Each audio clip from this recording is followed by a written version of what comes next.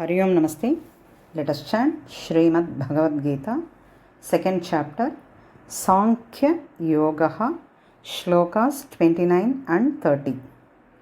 Ascharyavat pashyati kaschidenam, Ascharyavad vadati tathaiva chanyaha, Ascharyavatsaina manyashrunoti, Shrutvapyenam veda nachaiva कश्चित् देहि नित्यमवध्योऽयं देहे सर्वस्य भारत तस्मात् सर्वाणि भूतानि न त्वं शोचितुमर्हसि आश्चर्यवत् पश्यति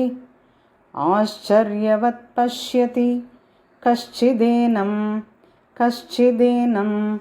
आश्चर्यवत् पश्यति कश्चिदेनम् आश्चर्यवत् पश्यति कश्चिदेनम् आश्चर्यवद् वदति तथैव चान्यः आश्चर्यवद् वदति तथैव चान्यः आश्चर्यवद् वदति तथैव चान्यः आश्चर्यवत्सेन मन्यशृणोति आश्चर्यवत्सेन मन्यशृणोति श्रुत्वाप्येनं वेद न चैव कश्चित्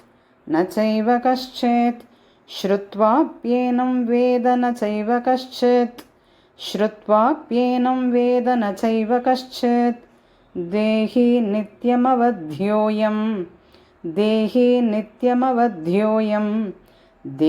सर्वस्य भारत तस्मात् सर्वाणि भूतानि न त्वं शोचितुमर्हसि हरिः ओम्।